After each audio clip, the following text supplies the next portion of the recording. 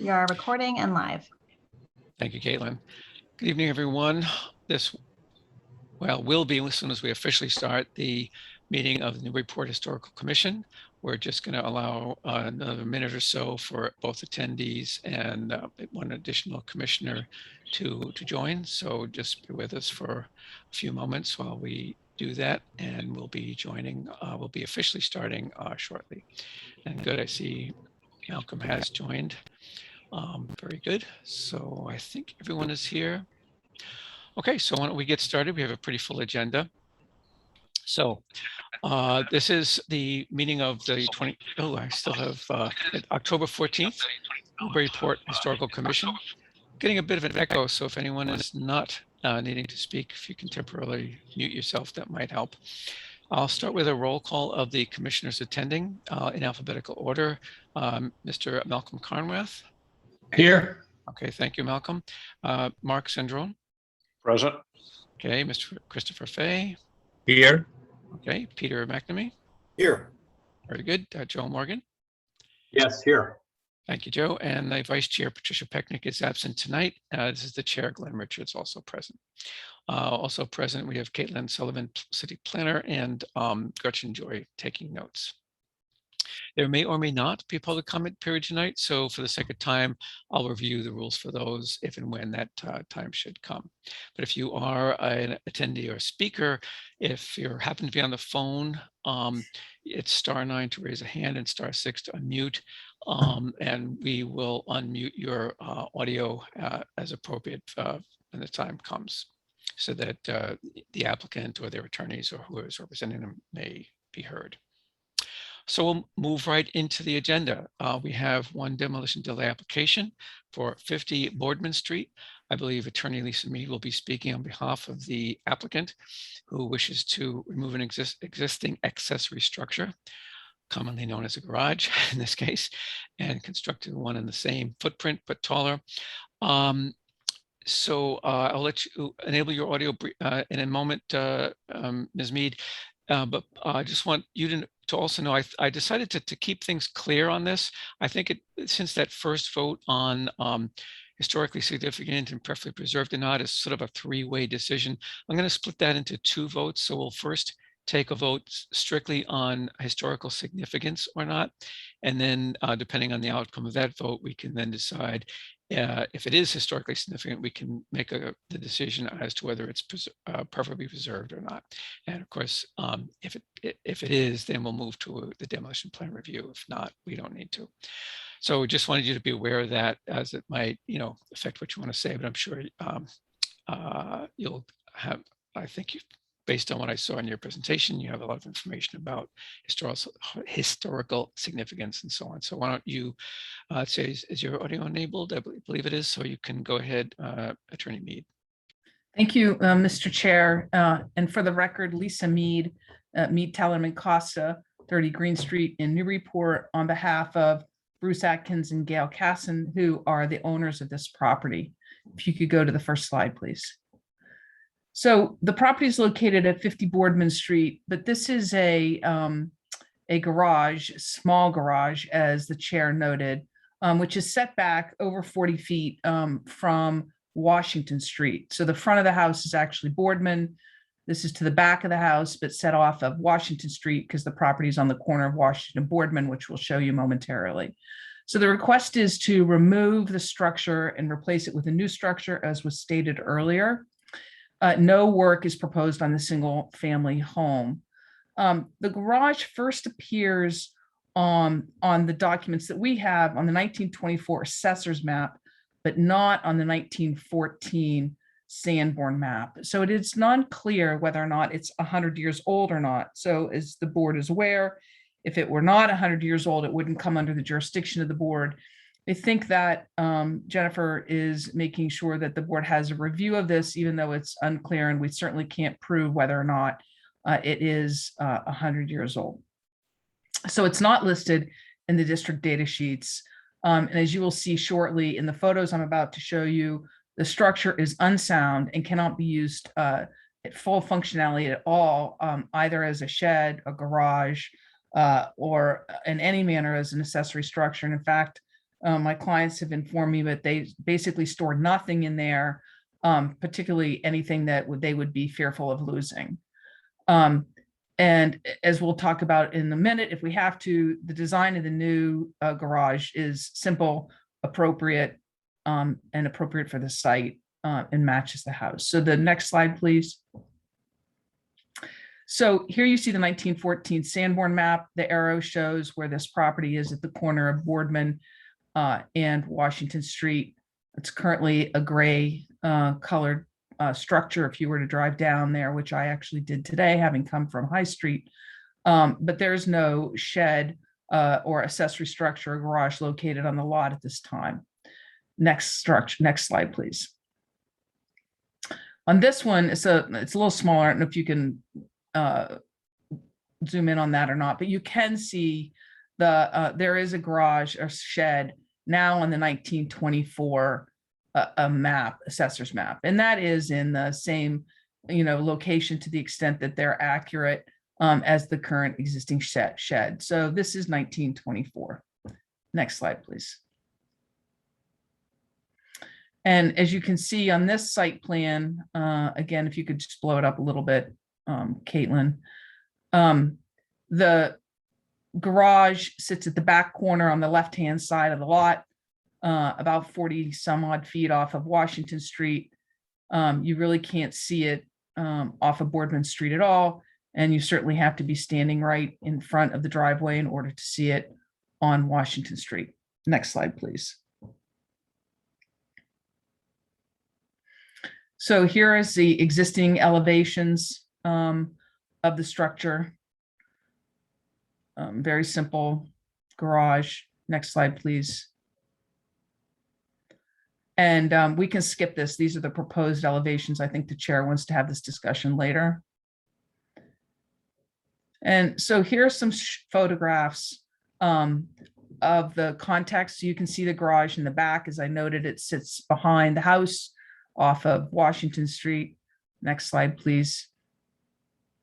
And here's a head-on view of the structure at the end of the drive. Next slide, please. So our clients bought this property in 2002. This is essentially the garage in 2002.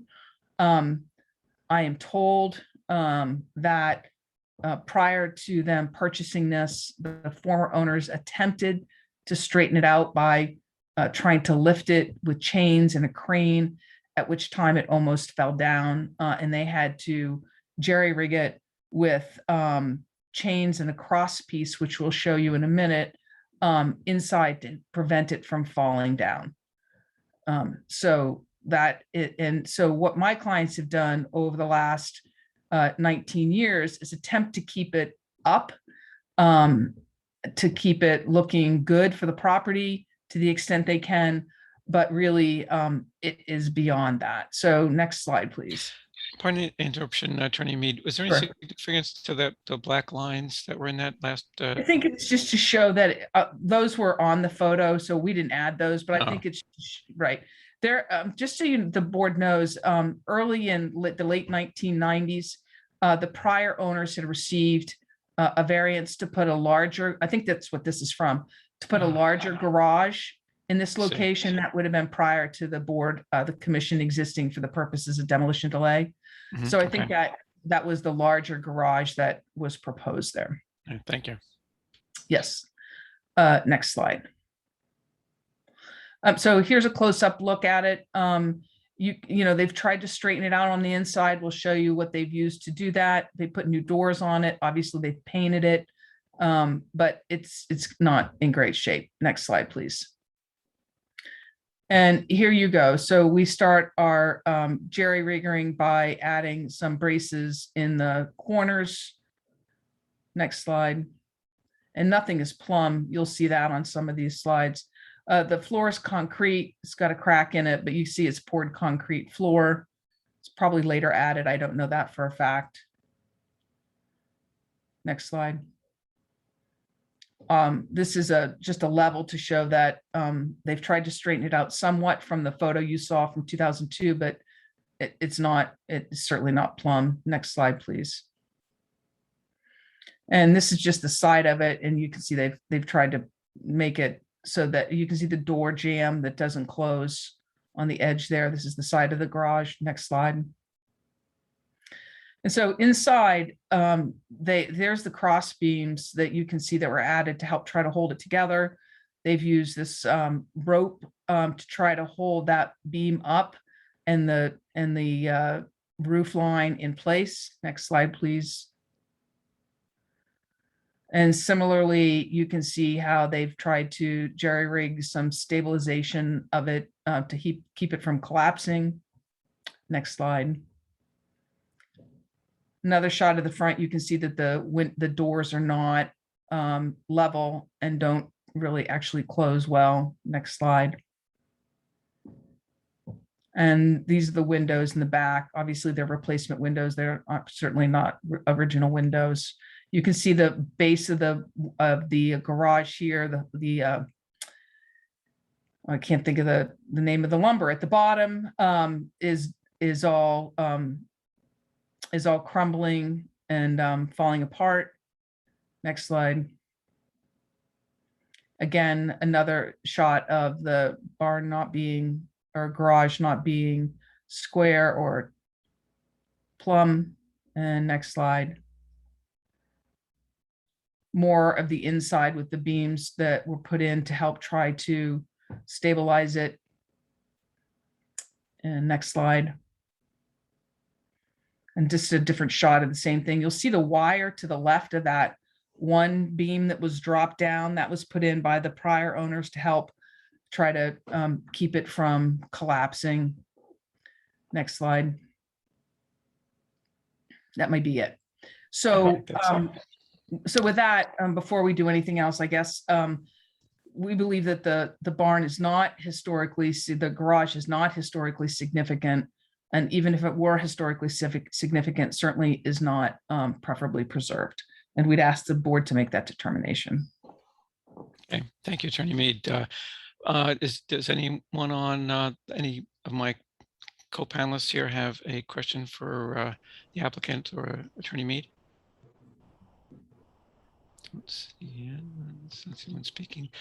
All right, so I think you understand the first vote here is, unless someone has a comment or I'd like to make a discussion, the chair is perfectly willing to hear a motion to that.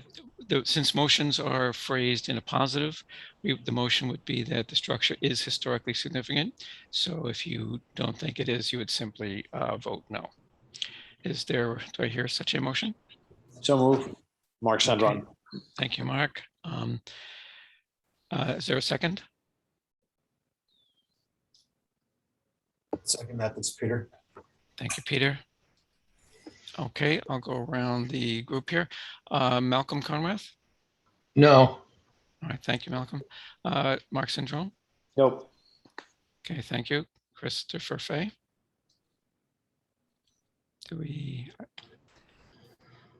Can you see if you can get your audio going, Chris? I'll skip over you for the moment. Peter McNamee. Can you hear me? Oh, yeah, now we hear you. Okay. Your vote on that? I would vote no. Thank you very much. Peter McNamee. No. Okay, thank you, Peter. Joe Morgan. No. Okay, thank you. And the chair will agree with the others. So what this means, well, I'm sure you, Attorney Mead, know what it means, but for those also listening in, since it is not historically significant, the applicant may proceed with their plans, and you're welcome to add any quick comments if you like, or you can simply agree to that we'll just move on to the next item. No, thank you very much. No, we appreciate the board's time, and we will move on to the zoning board. So thank you very much. Okay. Well, don't go too far, Attorney Mead, because I think I think you're going to be. You also represent the applicant at 22-24 Olive Street, which is the next on the agenda. Yes, sir. So this is a slightly different hearing. This is a review of amended demolition plans. At an earlier meeting, the structure was found to be both historically significant and preferably preserved. It's been already, after that initial review, there were some changes that were also reviewed with just a couple additional points. So Attorney Mead, why don't let you speak to what the applicant has done to address those most recent comments from the board. Thank you, Mr. Chair, and we'll just dive right into it. Tonight with me is John Sarkis, the manager and owner of 2224 Ellis Street LLC, and Ernie DeMaia, who is the architect on the project, who you've heard from before. So as the chair said, we have actually addressed, we hope, the issues that were raised by the board at the last meeting, very specifically. So if you could go to the next slide, please. So essentially, and I'm going to show you these slides in a minute and have Ernie go over them, but on the south elevation, there had been a bay window proposed on Russia Street. The board has some comments related to that. That's been replaced with a single double hung window, matching the other windows on Russia Street.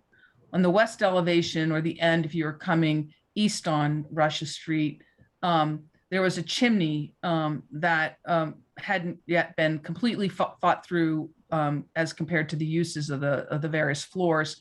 And there has been some discussion about that from the board. The applicant has finalized that. The chimney was shortened in height. It was made proportionally more slender.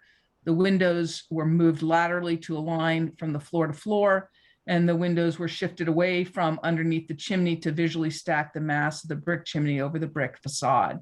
And so with that, what I thought I would do is turn it over to Ernie. And if you go to the first slide, please, Caitlin, I'll note that, again, not on this slide, but as you go through the slides, the applicant has noted all of the materials on the plans again, noted the improvements that are going to be made to the original structure, the removal of the plastic shutters, things of that nature, the improvements to the side lights and things like that. So those are all back onto these plans, so there's no question about the details that will be incorporated. So with that, I'm going to turn it over to Ernie to review the actual elevations. Thank you, Lisa. Ernie DeMaio from Tectonics Architects here. I see my picture and I don't know how I get my face on there, but in any case, all right.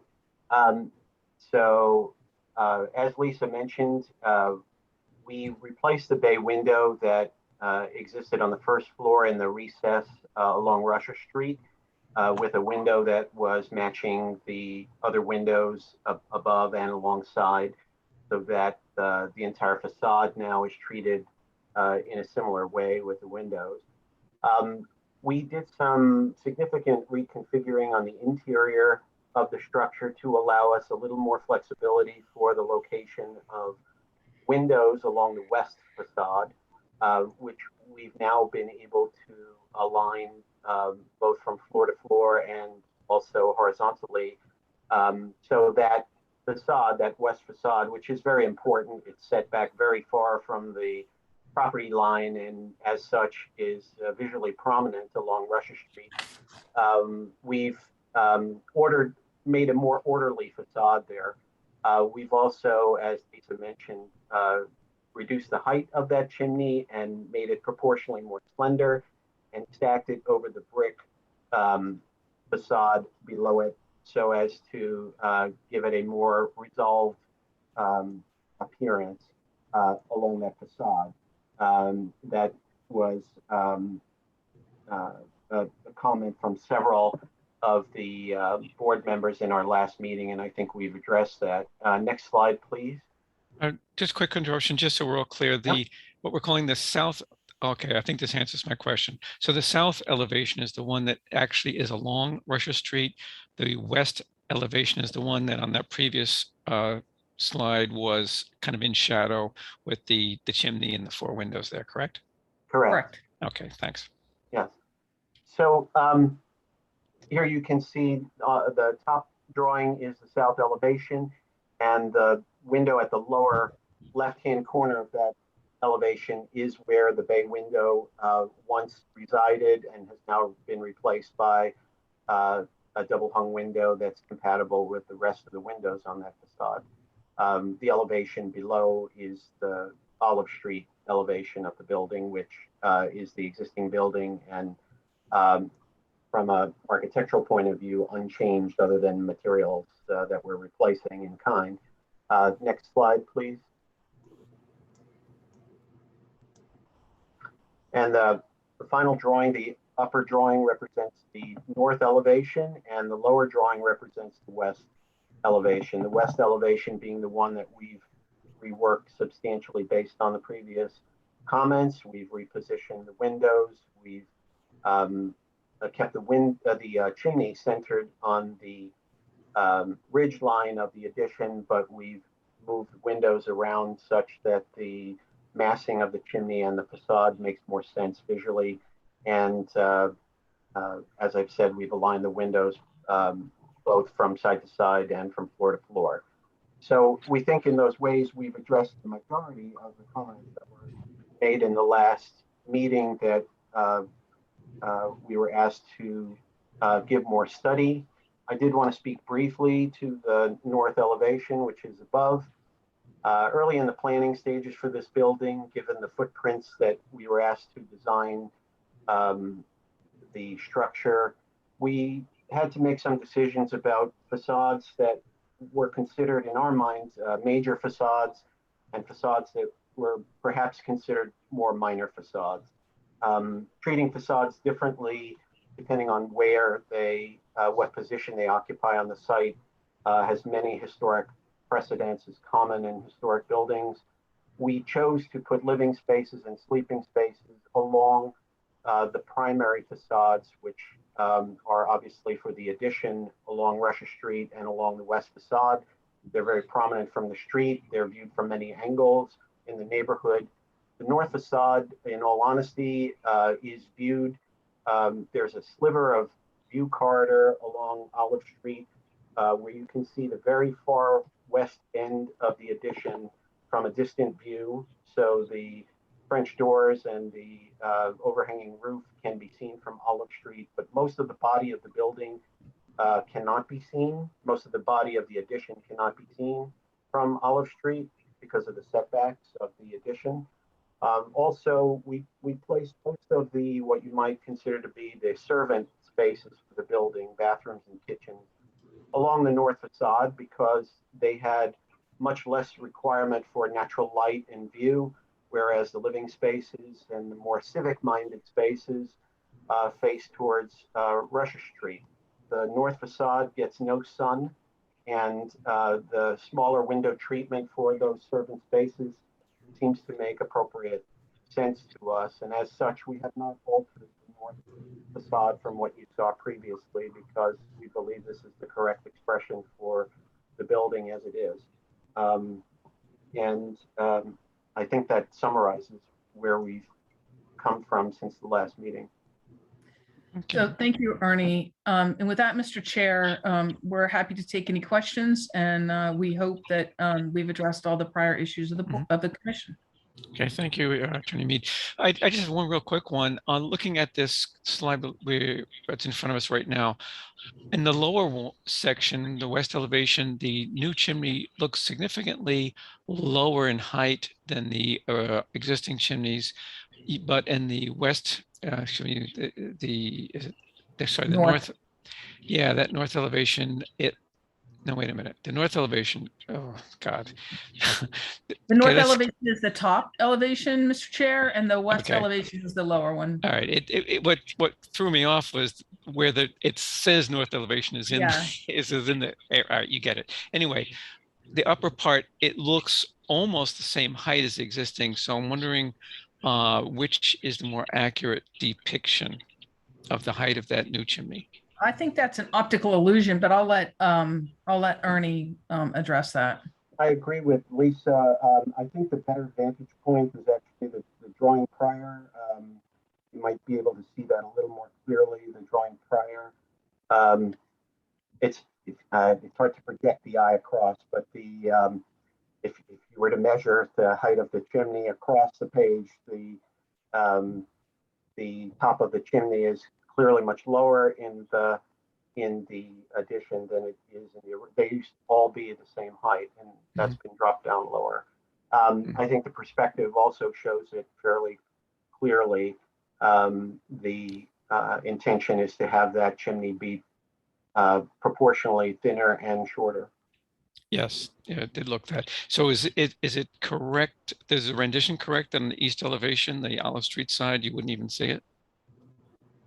I would say in a straight on elevation, you might see the top of the chimney if you were a drone hovering up at the roof elevation. You might see a peak of the chimney beyond. You will certainly not see it from the street. Yeah, got it. Okay, well, let me turn to my fellow commissioners to start off with. Does anyone have a question for either the architect or the attorney Mead? Or anything like to clarify? Joe, I see a hand go up. I have one question, thank you. It's concerning the original structure. There's an existing wood frame shed along the west side of that structure. And it seems to me when we made the site visit that maybe it was John or others who mentioned that there had been some modification to the exterior masonry wall. Is the plan to restore that to its original condition? Yes, so the exposed, thank you, Mr. Morgan. And Ernie, you can correct me if I'm wrong, but the new exposed wall or to be exposed wall, and then the wall that was exposed that needs to be corrected will be restored. Okay, thank you. Yes, Okay, in fact, if we might, I'm sorry to interrupt you. We might go back for a second to the perspective view. You can see what is the west wall of the existing building. There are two windows shown in the return wall before you get to the connector entry. And in fact, the lower one is a window that is currently buried in a wall behind the existing one-story wood frame structure that's there now that will be removed. So we're actually restoring that window, and we're saving the window that is up above. So our intention is to expose as much of that original wall from that facade and restore as many windows as we can. So. Okay, that's great. Are you going to repaint the building? Yes, the building has been painted several times, and we studied with the owner of the project different possibilities for treatment, and it was determined that the one that is the option that will leave us with the best appearance, the best finish for the building, is to in fact repaint the building. Mm-hmm. Thank you. Yeah. Yeah. Thank you very much, Ernie. And just a quick comment from me. Where you have so, how should I put it? You've very much emulated the style of the original building, but you have differentiated with both the connector, the size and massing and so on. So I think having that different color treatment actually is helpful to differentiate the two, the old and the new as well. So I think that's yet another, good reason to use that same treatment. Any other commissioners have a Mark Sandrone? I see your hand. Yes, thank you. My recollection is that there was some discussion about the square footage of the new structure, and there was no, to my recollection, definite answer on to whether or not that had changed or what the exact square footage was. Could you enlighten me on this, please? So I think that we said last time, Mr. Sandrone, that the net amount of floor area being added was reduced from our original proposal of 1758 to 1,511 square feet. So that's the net amount that's being added. You're looking for the square footage of the new addition specifically? Yes. So the, hang on a second. So the, hang on a second, because I have this, Ernie gave it to me. The proposed first floor area of the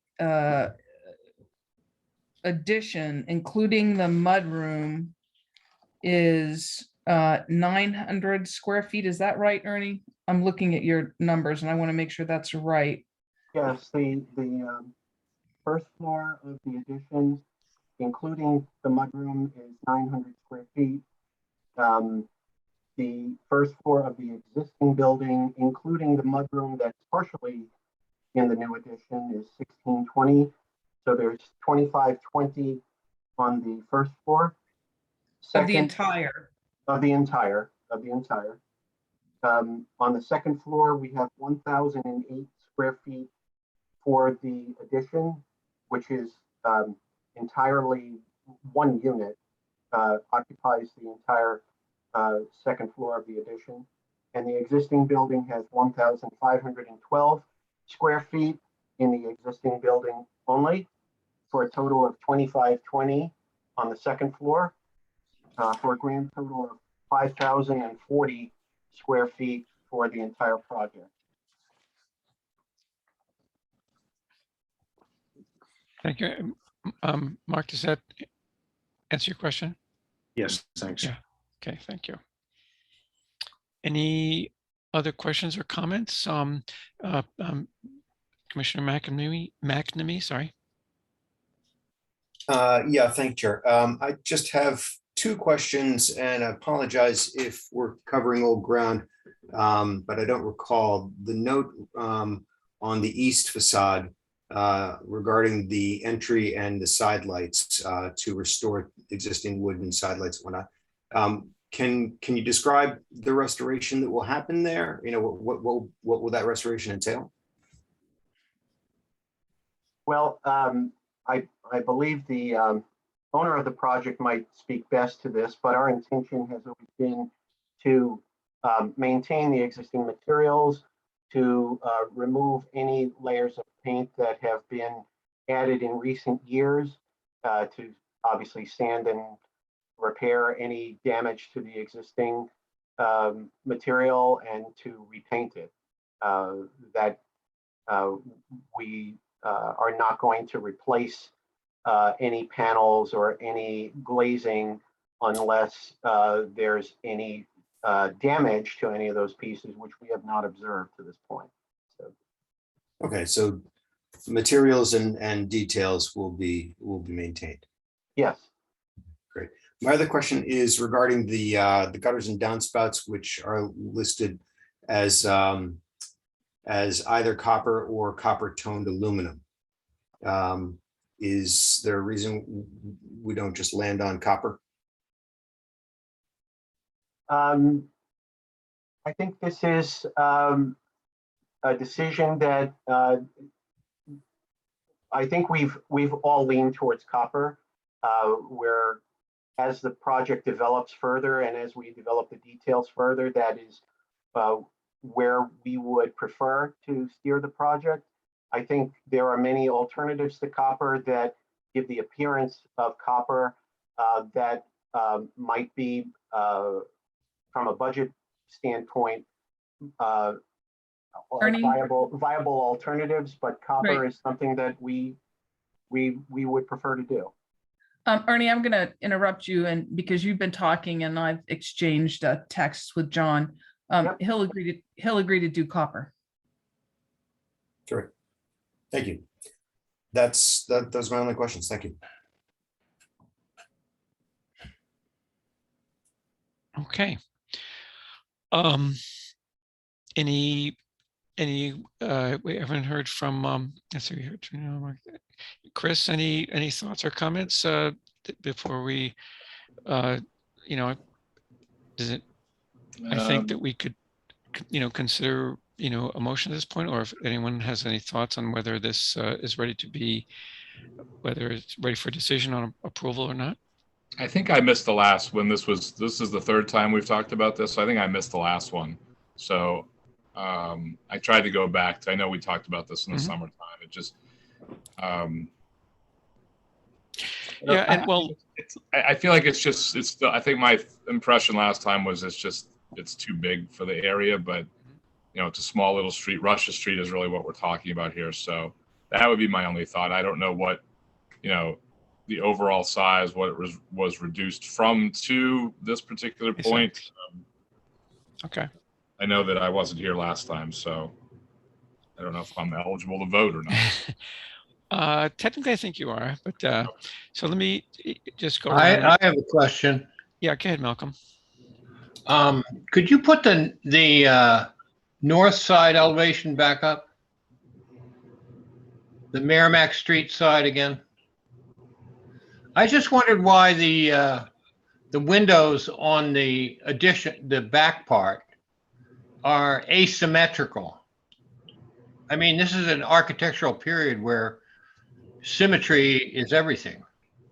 And I was wondering what, like the windows don't seem to line up, the one on the bottom left. I just was curious. So if I could, through you, Mr. Chair, and then if I don't answer properly, I'll let Ernie do it again. So Mr. Carnworth, earlier the architect talked about this being the non-public side, if you will, of the building, and the more workings of the addition are in the back. Not actually unusual for the active part of the building, the street facing side, the public facing side, to have the more symmetrical windows. And so they've put the kitchen and the bathrooms and things like that in the back, which call for different size windows. And so that's essentially why they have done that, because it's not really visible from the street and allows them to make those portions of the addition more working focused. And Ernie, if I misspoke at all, please correct me.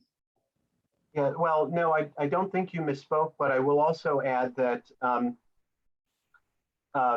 when one considers the existing building, for example, the existing building has what you might consider to be symmetrical window organization along the Merrimack side. It has symmetrical organization along Olive Street and along Russia Street. But the facade that has the one-story piece right now, which might be considered the rear elevation of that house, does not, in fact, have symmetrical window locations. It's not shown on these drawings because we're covering it up with the addition in these drawings. Earlier drawings did show to you the fact that the window arrangement was much less organized than the remaining facades. And I would also add that the existing building has a luxury that we don't have.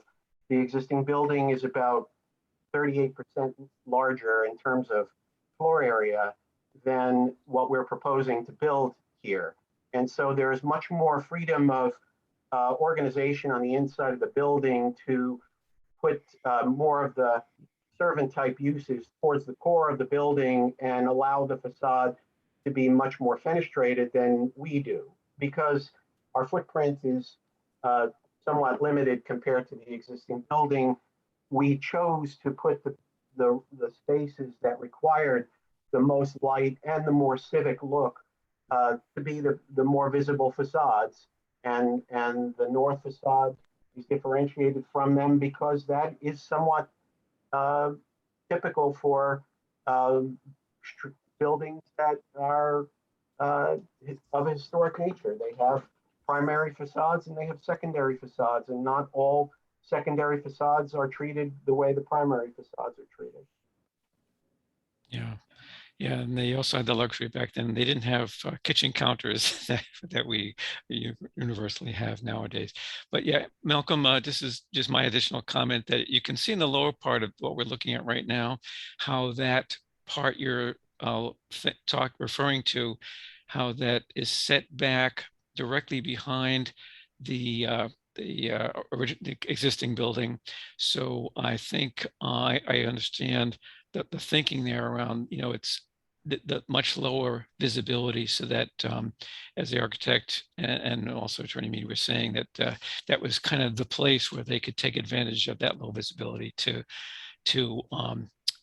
kind of accommodate more contemporary interior requirements, is how I guess how I would put it. I would also add that and it was prevalent in an earlier view from an earlier meeting, I think our last meeting, that when standing on Olive Street, the French doors and the roof above the French doors and the small minor deck coming off the French doors might be visible for a very brief moment walking along Olive Street, but most of the body of that north elevation, the red brick portion, will not be seen from any vantage point in the public way. So, Right, thank you. Yeah, I understand that. We have some houses in Newburyport where they actually have a space where they can't accommodate a window, but they've actually put in a fake window just to have the symmetry. I know the only person who's going to be looking at this side is the neighbor on that side, but it's just an idea. I just was, I personally don't like asymmetry when it comes to a federal period addition. Even so, that's just my way of thinking.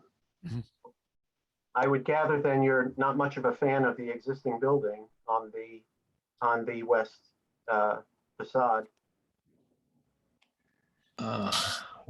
Which way is That's the facade. That's where they're going to put this proposed addition, Malcolm. Where it's kind of unfortunately it's not shown as he explained, because the proposed addition is there instead, but there's some asymmetry there today existing because of what's been built out and accommodations they've made for, I'm not sure what's in there, whether it's a kitchen or whatever, but yeah, I'm just expressing my opinion, that's all. Okay, yep, that's fine. And did they answer your question though as to why it's like that? Yeah, to accommodate the interior space, which and we're I feel like our what our position is to consider the exterior space. Right. Oh, okay. I hesitate to say this because I don't want to sound like I'm arguing for the applicant, but that there was a house that recently was put under a preservation restriction, a very wonderful historic house, and their rear elevation, they had to also have slightly different type window heights to accommodate, because that's where their kitchen is and so on. I wasn't planning on taking public comment, but I know there are a number of people attending tonight, and I have a feeling that there are people who want to comment. So I will allow brief public comment, please. If it's about things that the ZBA will address, such as points of view, or rather setbacks or lighting and shade and that sort of thing, that would be the appropriate spot for those. If you'd like to comment on the historical appropriateness or lack of it, then this would be the time to do that. So since I've opened that up, or will be opening it up, the rules are, we'll do it one at a time. When you are recognized, we will unmute your audio. Raise your hand so that we know you would like to speak. So when we again recognize you, just unmute yourself on your end and you'll be able to be heard. State your name and address, and please try to keep your comments to brief length if possible. So Caitlin, I'll just take them kind of in the order that's showing up on my list here. It looks like Carol Zampronia. Thank you, Mr. Richards. Yes, this is Carol Zamprona at 20 Olive Street. I'm the direct abutter to this property. I'm still trying to understand the exact size of both the connector and the new building. It sounds like it's over 1,900 square feet in total. I want to make sure that I'm truly understanding that. So that's perhaps a question to Attorney Mead and to the developer and architect. I don't know if you want them to address that now or if you want me to continue. Well, I believe they did discuss the square footage of the addition a few minutes ago. But why don't we take that, since this isn't a Q&A period, it's public comment, we'll take that. So you were interested in, is it the square footage of the addition? Yeah, the total square footage of the connector and the new building. They were doing it by floor. I just want to make sure I'm doing my math on the total size. Okay, all right, we'll get an answer for that. And if you can look at the slides on the east elevation, I'm confused. It's a lovely open space with a big, beautiful tree where I believe my home is. So it's looking much more open than reality, unless I'm somehow looking at the wrong view, but I'm quite confused by that. Okay. Okay, we can ask if they, it sounds like perhaps the rendition, the rendering did not include adjacent properties and so on. That like changes the view of the property when others are looking at it. I don't know if they're still doing a metal roof on the connector. I know that was a concern in a prior meeting that one of your colleagues had, and I don't think that's been addressed. So another question. I won't go into light and air and sunlight and all those things that aren't the purview of the historical committee. Okay. I know there's other places for that, and it's not your concern. I know your concern likewise is not that any developer's profit margin. I did read, Mr. Richards, in your filing earlier this summer that one option is that the applicant make a bona fide reasonable effort to locate a person willing to purchase their lease and to preserve, rehabilitate, or restore the preferably preserved building or structure. So I know in this real estate market, that would certainly be an option that the neighborhood, and I'll let them speak for themselves, but the neighborhood and neighbors, including myself, would prefer that it stays as a single family, beautiful historic home in its current two-family structure. I also know that the mission of the Newburyport Historical Commission is to protect, preserve, and promote Newburyport's historic structures, neighborhoods, and landscapes. And I just have to tell you, when I look at this plan and these 2,000 square feet addition, it doesn't feel to me like it's preserving the historic structure of the property or the neighborhood. So I still have a number of concerns with the size of this building. Okay. Thank you. Okay, thank you, Carol. Making some notes here. Okay, thank you. And Amy Badger. Hi, it's Amy Badger at 21 Olive Street. And I agree with a number of the board members that were talking about the aesthetics of this. Yes, they've come back a couple times and the aesthetics have improved. However, aren't we still talking about putting a whole new home into a backyard? And I believe that the historical committee, and I know that this is probably something for zoning, but the historical committee has a responsibility to this neighborhood, but also to this town, because I think this is a bellwether for other areas of town. We have all sorts of zoning, two-family, in-law, apartments. I think we need to put our foot down when we have just a nice little backyard, that becomes a home because it's allowed. So I know this is the historical committee and I'm very appreciative for all of your efforts, but if we're really honest about this, we're not just talking about the aesthetics of it. We're talking about the impact of our neighborhood with some of the most historic homes in town. So I hope you'll consider that as you go forward. Thank you for your time. Okay, thank you very much. Next I have Micah Donahue, looks like 16 Olive. Hi, Micah Donahue at 16 Olive Street. I'm 2 doors down from the property in question. I think that the key here for me is the historic impact on the neighborhood of replacing a existing two-family single structure with what is clearly 2 buildings.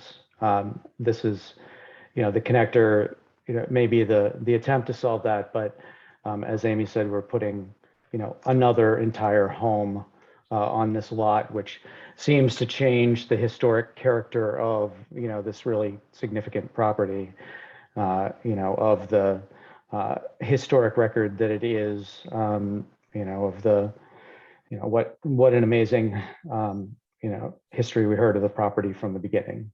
So that's it. Thank you for your time. Okay, thank you very much. And Ms. Badger, it looks like your hand is still up, so don't forget to put that down.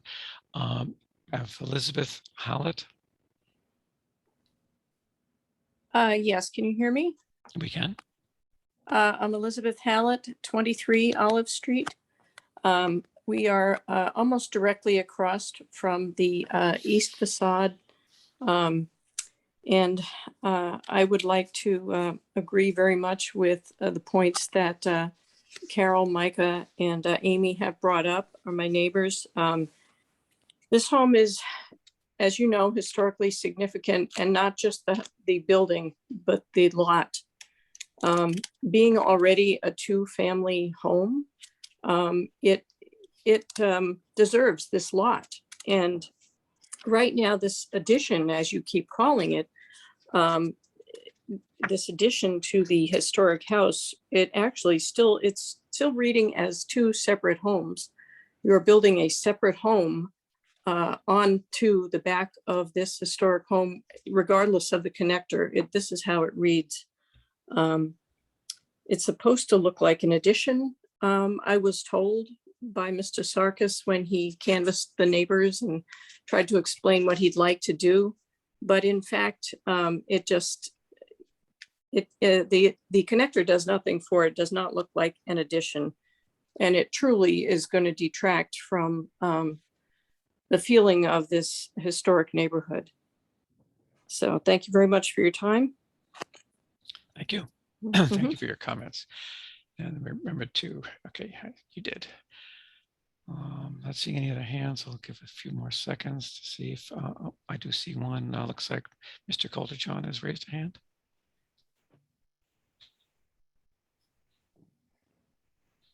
Hello, can you hear me? We can hear you, Tom.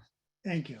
Tom Coulter-John, 64 Federal Street, co-president of the Newburyport Preservation Trust. I'd like to thank the developer and the architect for their efforts in fixing the windows as recommended by the Historic Commission, and also getting rid of that bay window. That certainly improved it. Having said that, the building is not at all smaller. It still reads as two buildings and not an addition. I agree with Elizabeth Hallett.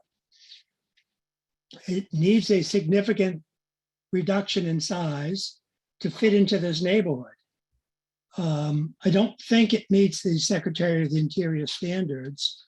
When you look at it sideways from, say, Russia Street, it's the connector and the addition certainly together look longer than the original building. So I think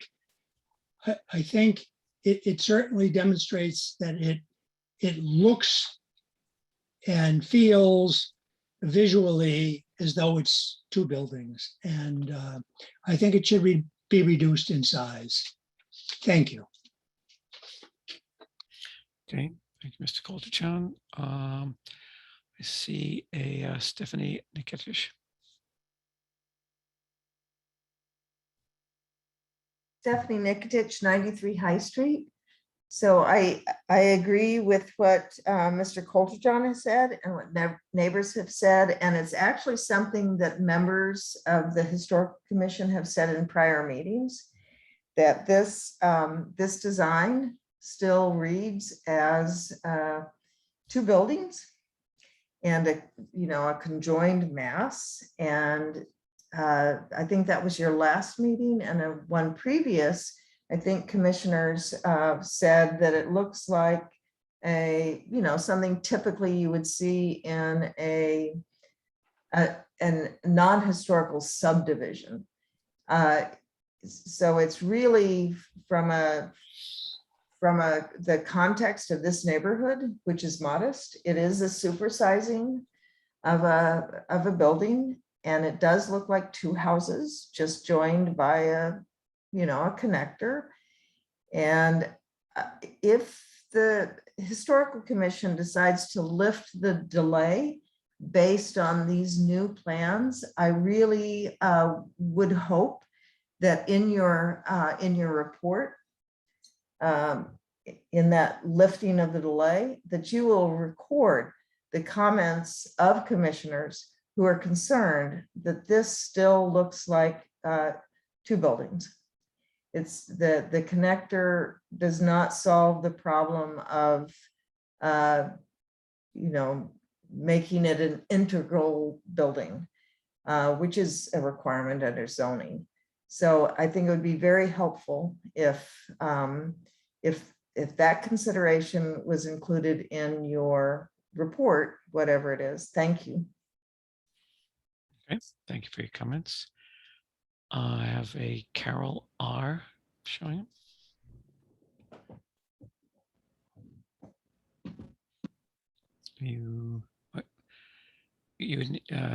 Carol, you would need to unmute yourself on your end. I believe we have unmuted you on our end. My only comment is Your name and address, please. 26 Olive Street, the corner of Olive and Russia. We're in a butter from Russia Street. And people buy properties to live in them and to make it their home. Developers are buying property to make a profit. And I think it's a loophole to have a mudroom pass through. And it boggles my mind that a Russia Street shared mudroom pass through is an address, and they're going to have 4 vehicles in the front door, front yard rather. And I know this is something for the zoning board, and so I'm not going to waste your time dwelling on that. But it is a concern. And the yard has been sacrificed. And I realize the Historic Commission, your hands are tied because the original building is basically being left intact. But something that was split down the middle, side by the side, is now front to back. And that was not probably what the neighborhood envisioned. So that's the end of my comment. Okay, thank you very much. Okay, and remember to put your hand down, Carol. I see a Dr. Ned McGrath. Let's see, we've got your audio enabled on our end. Can you unmute yourself and be heard? Hi, Glenn, can you hear me? We can. Great, thank you. This has been a really impressive series of meetings about this property. And I'd like to thank our neighbors on Olive Street. I'm at 28 Olive Street, Ned McGrath, and Patricia, my wife. We've lived here for 40 plus years and always recognized and appreciated the 22-24 Olive Street property as a gem in the neighborhood. It's zoned R2, as is the neighborhood. And yet it somehow feels to me that this construction plan that the developer has is sort of sneaking under the wire here and generating an R3 kind of feeling in an R2 neighborhood. The massing is problematic for me. I think the addition is quite handsome. It almost looks like it belongs on Beacon Hill, but I don't necessarily believe it belongs in the locale that it's being suggested for. The yard there has historically been important to the neighbors because the previous owners, the Charmanskys, had glorious gardens there, the produce of which they shared with all of us, I'm sure. And it strikes me as an opportunity lost if that land is covered with another building. Not only does it encroach on the neighborhood adjacent to it in terms of both Russia Street and the neighbor to the easterly side, but it destroys the opportunity to have a gracious garden of the period that could be enjoyed by the two families that would occupy that gracious structure that exists facing Olive Street today.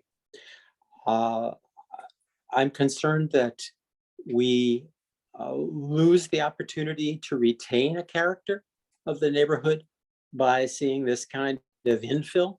And I would hope that we would consider that as the members of the commission to view that as important enough to maintain that streetscape and that view on both the Olive Street perspective and the Russia Street perspective, and thinking of the historical context of the structure in a whole.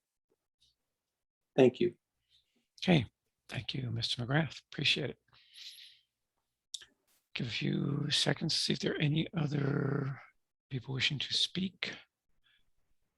And if not, looks like everyone's had a chance, so I'll officially close the public comment period. So I'd like to give the applicant a brief opportunity to respond if you'd like to. Particularly, there was that I think I believe it was Mark Sandrone also asked this question about the square footage. So I know we talked about that. So maybe we just need to quickly review it. What I heard was 900 square feet on the first floor, 1,008 on the second floor. So that would be a total of 1,908 square feet for the proposed addition. I assume that's both that's everything added on to the existing house. Is that correct? Mr. Chair, this is Lisa Mead. Almost, but not quite, because part of the living unit in the existing structure includes part of the connector as well. So the new unit plus its portion of the connector is 1,908. Of the mudroom and the living space in the connector that's a part of the new unit, I'm not quite sure exactly what that number is, and I don't know if Ernie has that number or not, but while he's looking, I would confirm that the metal roof on the connector is staying. Right. And remind the board that this is currently a two-family. Further remind the board, which I'm sure it's aware, that until just a few years ago, this entire neighborhood was in the R3 district, and there is a number of multifamily houses, including the one directly across the street on Olive Street. Then I would also add that the applicant is actually reducing the lot coverage and increasing the open space over existing conditions. So the existing lot coverage is at 24.7%, and the proposed lot coverage will be 23.6%. The existing open space is 67.8%, and the proposed open space actually goes down a little bit, is 65% because of the drives and sidewalks. But the lot coverage goes down. So I think that addresses the specific questions. I think I would also add, while we're chatting, there's 108 square feet of mudroom space for Unit 2, which is the existing building. That's part of the addition. Okay, so if you add the 108 square feet for that mudroom to the 1908 for Unit 1, which is entirely within the addition, the total addition is 2,016 square feet. But we are demolishing 493 square feet from the site right now. So the net add to the property is 1,523 is the net add. So the addition itself is 2016. The net add is 1,523. Thank you very much for that. That's helpful data. Yep. And it's interesting about the lot coverage. I assume that the lot coverage figure is I'm frankly a little amazed is that partly because of the removal of some of the accessory structures and the fact that things like driveways and parking areas don't count as coverage, so to speak. Right, so yeah, so the driveways don't, thank you, Mr. Chair, the driveways don't go against lot coverage. It's anything under a roof and enclosed by walls. So the removal of the additions of the addition and then the removal of the accessory structures reduce the lot coverage, right? So there's actually less lot coverage. Right. Okay, well, I certainly have a lot to think about. Let me turn to my fellow commissioners and kind of go around the board here, kind of in no particular order. You know, Mark, Syndrome, any thoughts, comments on how we are feeling about the overall proposal? I'm very sensitive to the abutters' concerns and comments. I do agree that this is a structure that certainly changes the character and the nature of both the existing structure and the neighborhood. And that's all I'm going to say. Okay. Okay. How about you, Mr. Morgan? Any thoughts? Thank you, Chair. No, I have no additional comments. I would make a motion, but I have no additional comments. Okay. Hold it just for a moment and get an opportunity in just in a moment.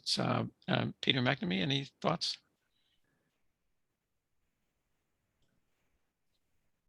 As soon as I find my mute button. Like Mark, I'm sensitive to the abutters' comments. Having said that, I don't have any tremendous problem with the brick structure or the brick veneer structure.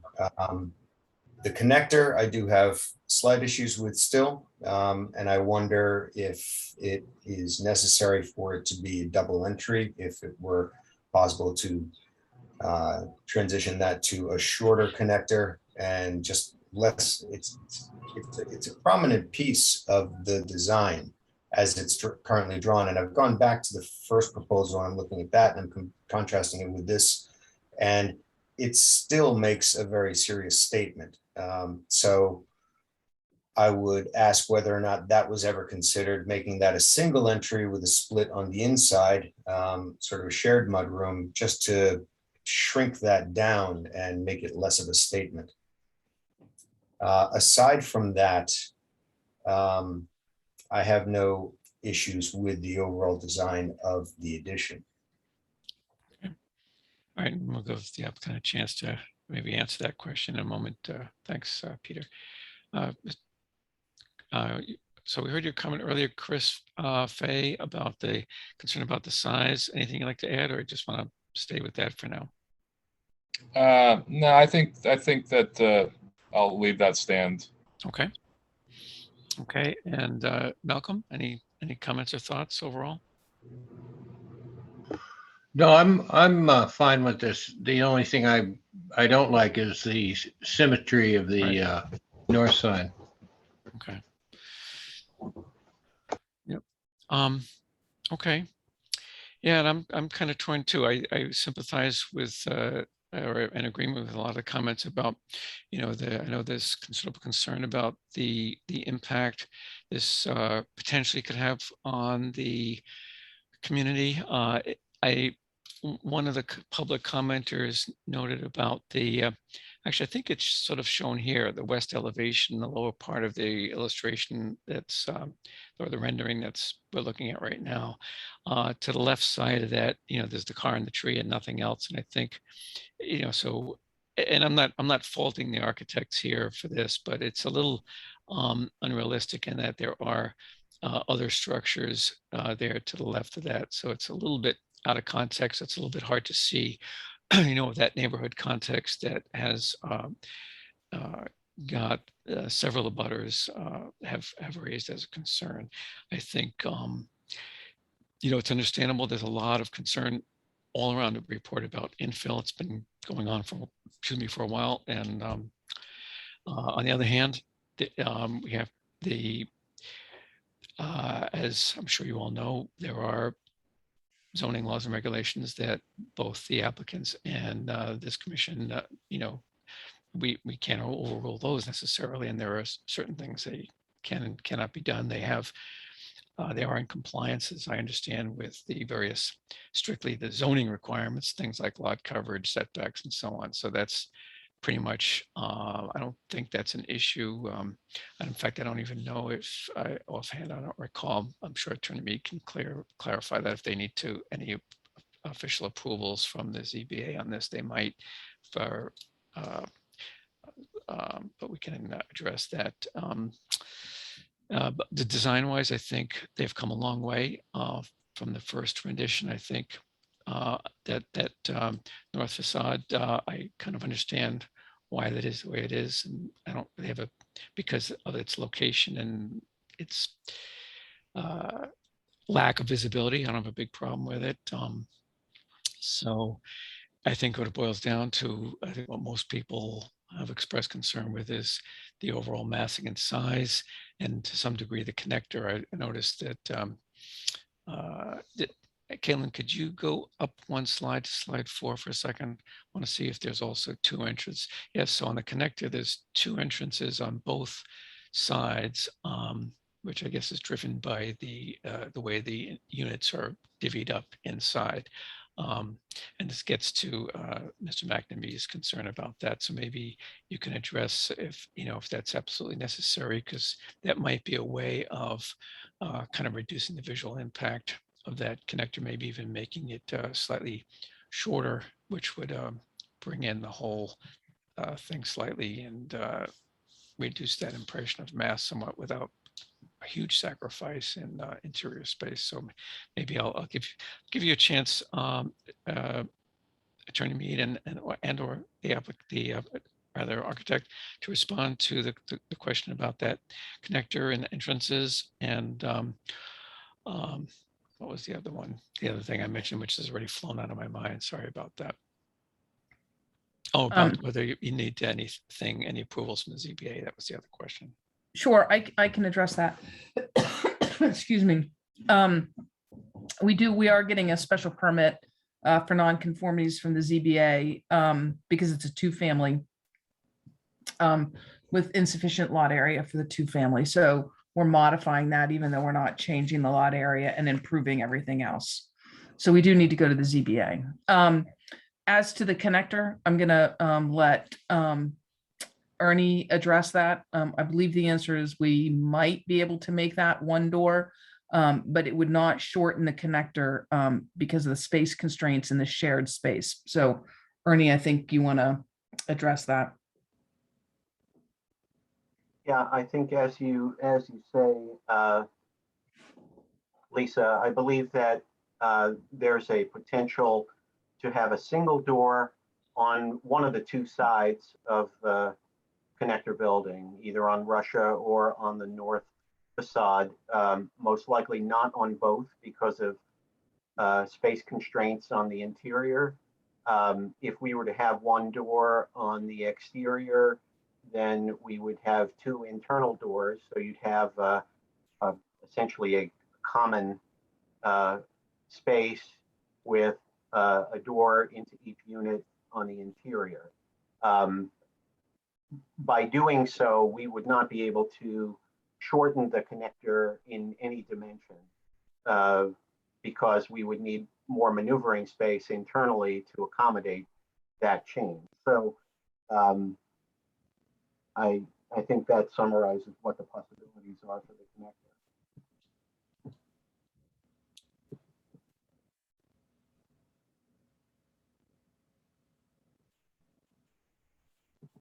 Mr. Chair, if you're speaking, I think you're muted. Sorry, thank you. I was muted and I was speaking. I want to be fair to the applicant and this is the second time they've returned with modified plans, and they've been responsive so far. So I do want to express my appreciation for that. Mr. Morgan, you said you were thinking of a motion. Was the motion to approve this, and then we can vote up or down on that? Was that what you were thinking? Yes, sir. May I make that motion? You may. I move that the board approve the proposed addition to 2224 Olive Street and that we lift the demolition delay. Okay. Is there a second for that?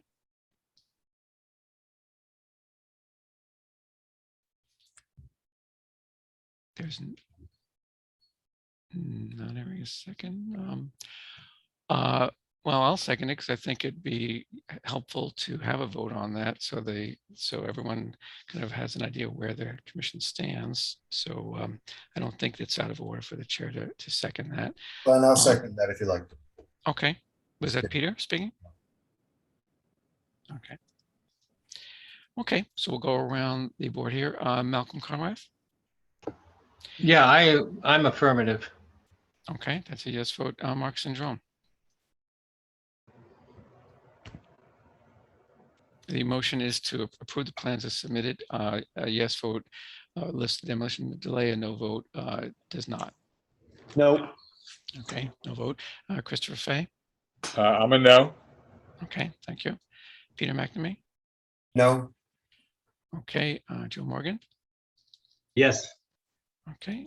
The chair. I'm actually willing to go along with this. Let me see what that gives us. 1, 2, 3 yeses. That's just one short of a quorum, approval quorum. So the motion fails. So what, in fairness to the applicant, is there anything we can definitive or try to communicate clearly that what they could do that would enable those people who are not in favor to turn around? It's, something maybe hopefully a little bit more specific than just saying not so big. Glenn, if I may, this is Peter. Yeah, go ahead, Peter. I'll go back to the point that I was making before about the entryways in the connector and encourage the architect to do what's possible to shorten that. I recognize it's not optimal because it does take away interior space, but I think that would make a big difference, certainly from the Russia Street side. I'm not sure I understand why it would have to be double entry on one side and single on the other. But we don't need to get into that. I just encourage them to look long and hard at that. Okay, yeah, and I would agree that the preferred side for the single entry would be the Russia Street side as the very visible side. I know others who were feeling that it needs more work. Any other specific comments that would be helpful to the applicants if they understand what, where the bar is? Glenn, this is Chris. This is not an addition. We can call this is not an addition to the house. This is a whole separate house. So unless we're going to make it an addition, I'm going to be a no matter what. I mean, the connecting piece, that's an addition. The connecting piece has to be there because otherwise it's not an addition, it's a separate structure. Right. So I've seen this before. I saw this many years ago, my next door neighbor, and I'm not saying it's the same thing, that there's not going to be living space there, but to me, my opinion, it's a bit of a sleight of hand, architecturally and constructionally speaking. Yeah. So I don't have anything more to offer as far as what you could do, except, have it be an addition, and even then, questionable for me. Okay.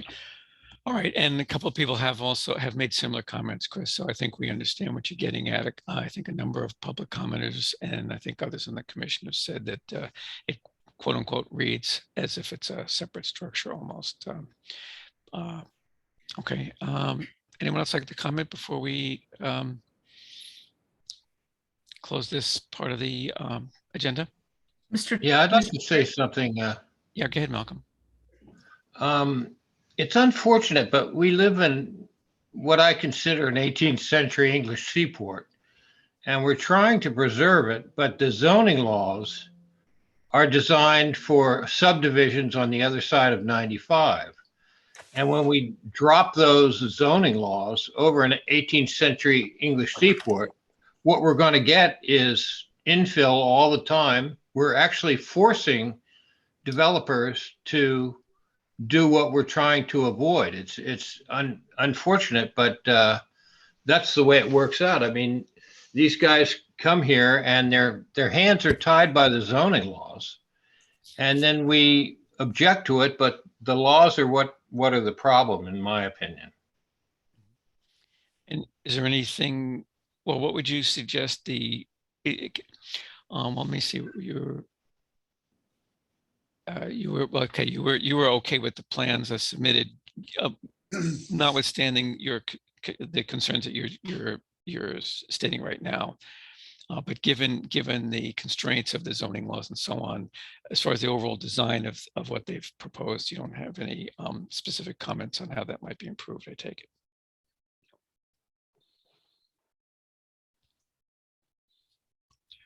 Did we lose? That was a question for you, Malcolm.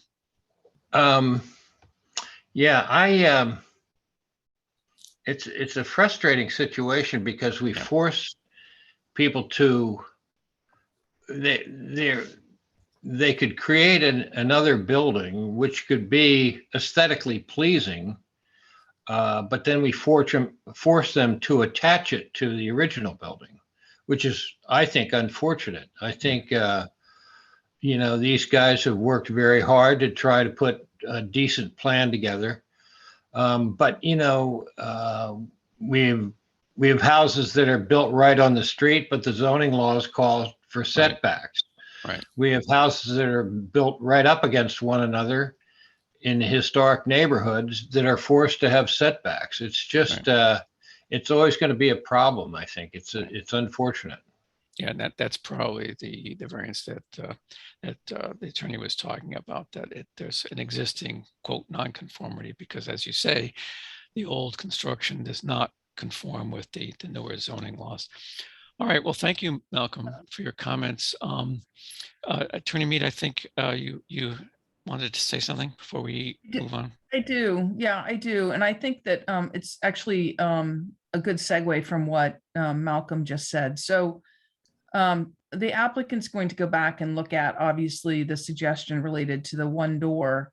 The read is that connector, making the connector smaller, is not possible to actually still comply with requirements for the zoning. But I want to say also that the owner of this property has choices, as does everybody, right? And in this particular instance, this property is a very large piece of property. And what the owner is not proposing, which the owner could do by right without coming to the Historic Commission or to the zoning board, is to put a very large addition on the back of this house, including an attached garage with rooms over at the same height of the house by right. And they're not proposing to do that because they're proposing to do something else that they think is more appropriate and in keeping with the neighborhood. And so I think that's the balance that everybody needs to think about when reviewing these kinds of proposals on these unique circumstances. And so with that, I would just say that the owner is going to go back and work with the architect to see if he can address the issues related to the door or doors, if you will, in the connector. And we would come back at your, I think at your next meeting, if that's possible. Should be. I believe that's October 20 something. Let me see, 28th. Is that right, Caitlin? Yep, that's right, Chair. Okay. So we'd appreciate that, Mr. Chair. Sure. Okay, that'll be fine. We can put you on the agenda for the 28th. I don't think we officially need to vote a continuance since it's not an open Right. matter in that sense. But we can certainly have Caitlin put you on the agenda for the 28th, assuming you feel that will give you enough time to. I think so. I think that the architect can take a look at that and we'll get you new materials in a week. And if not, we obviously would tell the board and ask for a continuance. All right, very good. And I appreciate your patience, and I appreciate, as I said earlier, working with the commission on this. Okay, well, hearing from you again, Attorney Mead, in a little bit, but right now we turn to the next matter, which is 30 Winter Street. This is a similar review of a demolition plan. The owner developer is Mr. Eric Primack.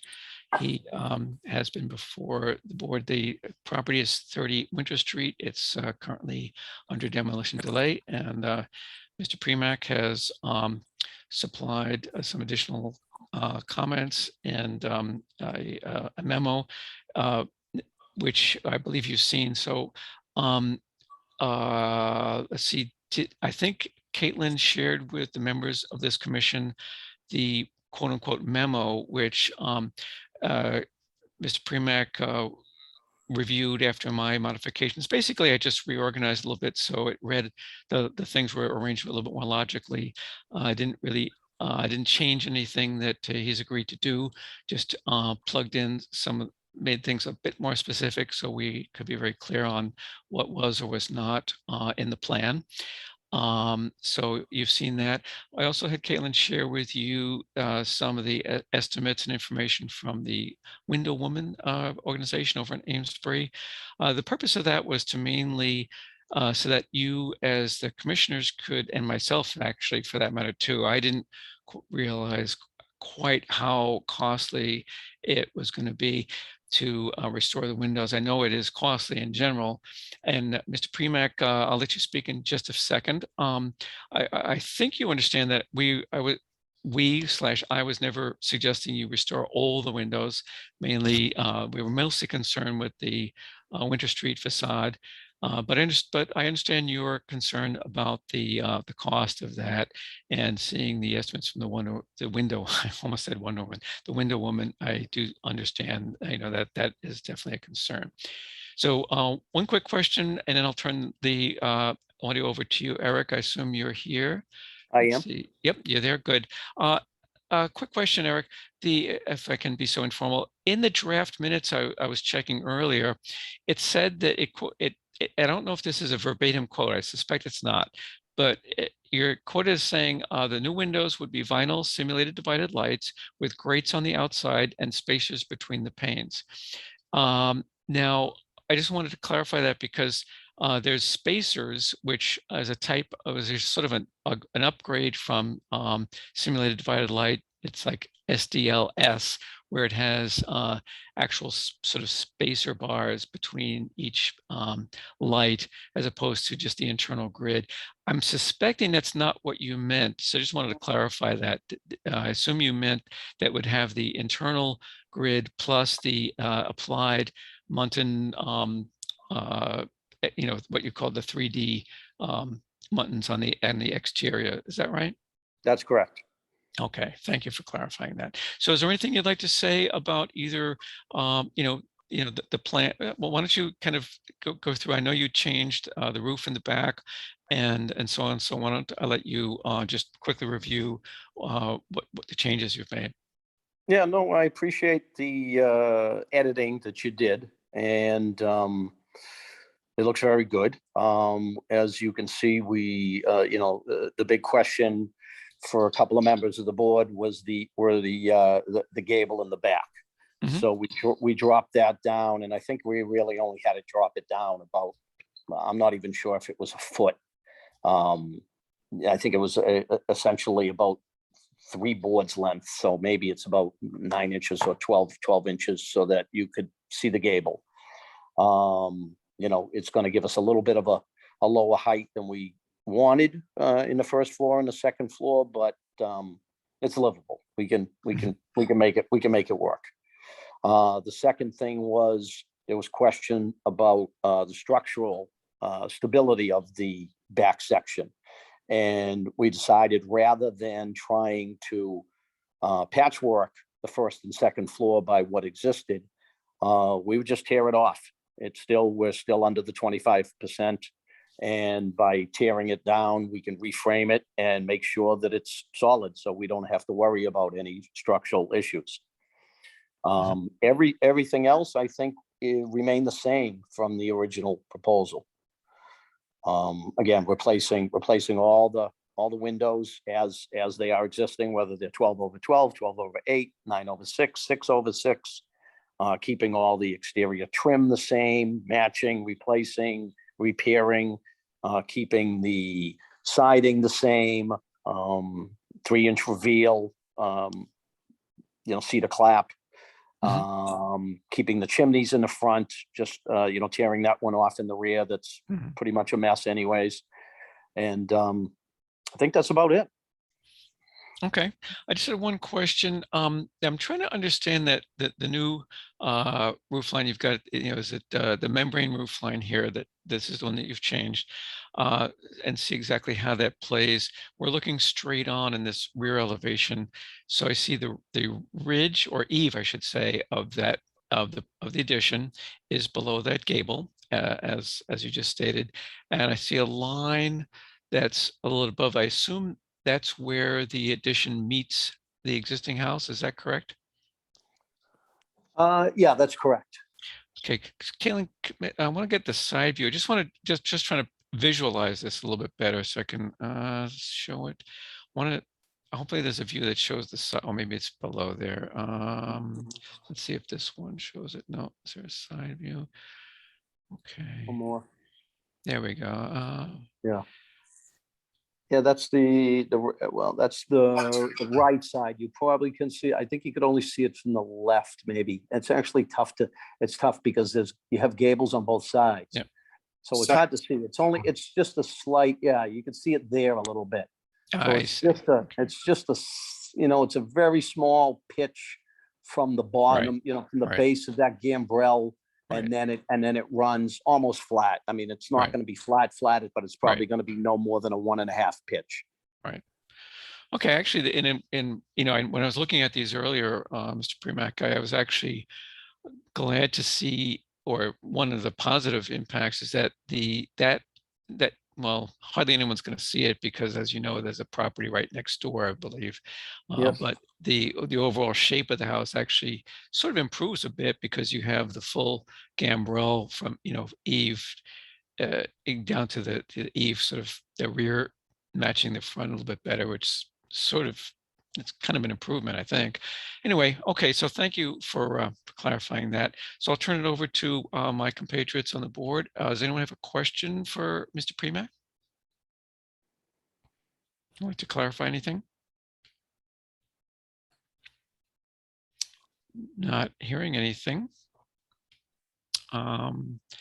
Should I go around the board? Does anyone have any comment by way of deliberation on this? Chair, Mr. Morgan has a question. Yes. Oh, yep. Just saw the hand go up. Yeah, go ahead, Joe. So I guess I volunteered to go first here. I think actually your comment, Chair, that you just made, I think is a really good one. To preserve that existing profile of the gambrel roof, the flat roof. I know Commissioner Pecknick really, it was important for her to preserve a sloped roof there, but I do believe that this gives a pretty good result on the existing main portion of the building, which is the gambrel portion with its L on the north side. So I like this. I think this satisfies my concerns, and I would also agree with Mr. Premack that by admitting, basically acknowledging, I guess is the word, that he's going to end up tearing down the entire rear portion anyway. It really is a demolition job. That's a partial demo of the structure. And as long as he's not touching, I guess, the bones of that original principal structure, the gambrel structure, and its L, then then I think I would back off on the requirement for the structural report. Also, I think I still feel to some degree that when we touch a building of this vintage, that would always be a good act of just due diligence to do the structural conditions report, and from a third party, in case there's something that's not noticed by the owner and his or her contractor. I think that it's always good to do that, but I would be okay if we understand that it's just the rear portion that's going to be entirely rebuilt with new foundation work and new structure, and it will be sistered onto the original building. Then I think that would be fine with me. So that's my comments. Yeah, and I would expect that there's a post that comes down pretty much at that where that rear eave is, so to speak. Mr. Premack, do you want to address that comment? It's and confirm or correct the impression that the timber frame construction of the old part of the house is not going to be modified or interfered with? That's correct. I mean, if we need, if we get in there and we see anything that we need, absolutely, we always call the structural engineer if we get in and we see something that we don't like, or if we need to. In this case, I honestly doubt it, because we're not doing anything that's going to add any structure or any weight to this. We're just, we're doing it over. So it's tearing it off and doing it over. So we should be fine as long as everything's in there. We're not opening up a big room inside to put, that we need to put in, any big headers or anything more than that's already there. So, worst case scenarios will be, replacing any posts or beams, but, Okay, I should other add than that. yeah, we won't be touching we shouldn't be touching anything on the original. Okay, I should add then that the plans that you submit should show what exactly what you plan to demolish, so that the planning board can review that and have those plans that are accurate to what you actually plan to do. And if you do encounter something that requires you to go beyond what's planned, of course, you need to go back and check in with the building inspector or the planning board to make sure that you don't kind of exceed whatever your demo permit specifies. But I think you probably already know that. So, but I just want to make sure that's understood. Yeah, that's always the case. Yep, that's right. It is. Any other Peter, Mark, anyone that like to further comment? Nope. No.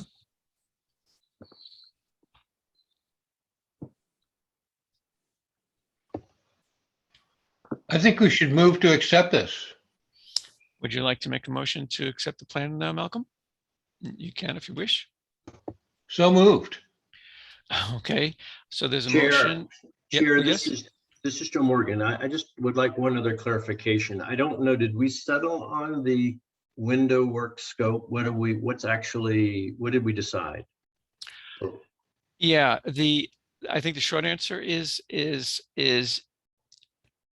yes, in the sense that the current plans call for the windows are not going to be restored. He plans to replace the windows. He's going to use all the patterns of lights, whether it's 12 over 8 or 6 over 6, whatever. Those will all be the same. And as you might have seen in the memo, in the memo here, it's specific about the type of windows. They're referred to as their energy efficient STL, that's simulated divided light, which includes 3D exterior grates. And again, it specifies that things such as the openings, location, and size, that's going to all be the same. The trim, that is the window and door surrounds, corner boards, etc., is repair to replace in kind. All things which Mr. Premack has already said. So, yeah. So the current plan does not include restoration of any of the windows, but replacement. I think that's probably what you were asking. At the last presentation, there was a cut for a paradigm window, which is a white vinyl window. And I don't know if that was a mistake or what, but it looked like a proposal for a white vinyl window. And I don't know if I would be on board with that. I think that there should be some there should be some window restoration. I think we can talk about what the scope of that is, but I believe that I don't think it would be acceptable to install white vinyl windows throughout. I don't think we've I don't think we've typically taken that position on other 18th century buildings. Can I address that quick? Yes, please. Yeah, we had, that was a sample. It was a sample, window page. Hasn't been definitely decided whether we're using Paradigm, whether we're using Marvin, whether we're using Harvey, but we are using a black exterior with black grates. That much has been decided because, believe it or not, I already have a buyer for this house who is already with, has expressed her opinions as far as not wanting wood windows because she doesn't want to deal with having to paint them every so often. And, they're either going to be a fiberglass or a vinyl clad, but they are going to be of a black exterior, not a white, if that makes a difference to you. If I may jump in on this, the cut for the Paradigm windows is still part of the current presentation. So I think we would make a condition of whatever vote we have that an appropriate cut for Ms. Premack is describing black, the current cut says white, and whatnot, just to have an accurate presentation there. Yes. Thank you, Peter. I was going to say the same thing. And Eric, what we're talking about is, and it kind of refers to my earlier comment that the final plans need to be accurate and complete and reflect what you actually plan to do. So I didn't realize that was still in there. I would have taken it out. Okay. Do you are you in a position to specify exactly what you like? It sounds like you weren't quite sure what you're going to use, or do you know? As far as manufacturer, no, we don't know because a lot has to do with the availability these days. As I don't know if you guys know that just about everything is beyond backed up these days. So it's ordering the windows, and sometimes you can get a 8-week lead time, and sometimes you get a 28-week lead time, and so you have to pick and choose between your manufacturers. I mean, I consider them all to be good windows. They all have the same features. Again, if you want to just put it in there as what you already have is the the SDL with the 3D grates in black. I can certainly provide a cut sheet at the time. Okay. And that description with those features is a part of the memo. I'm sorry. That description, with the exception of the color, is in the memo. With the exception of the color. Yeah. So we would simply add that that color to that. But the SDL with exterior grates is in there, and the pattern of lights is in there, and so on. And did you say, Eric, is your plan to use wood clad with fiberglass or vinyl, or solid vinyl, or with fiberglass, or what's the deal on that? As long as we're talking about windows, they'd be solid, either vinyl or fiberglass. Both inside and out. Okay. Joe, how far does that go towards resolving your concern? And well, I'll hold off. Well, that's a good question. If this is in the context of a restoration or preservation, we would want to retain in principle, the existing materials always. Yeah. And in the report done by Window Woman, she said very clearly, even though there are some openings that are in bad condition because there's been no effort to maintain the property over the last few decades, that the windows, because they were very well constructed replacement windows, they're with true joinery and very good quality, that they were salvageable. At high cost, yes, okay, we know that, but nonetheless, her team could restore missing frames and muttons and glass and restore the openings. So I think in the context of a preservation, a true historic preservation, clearly that would be the direction we take. Now, Mr. Premack is saying he has a buyer who doesn't want wood windows, does not want the burden of maintaining wood windows. So I mean, for me, that throws me a curve. I don't know what to think about that. Yeah, you know what I'm saying?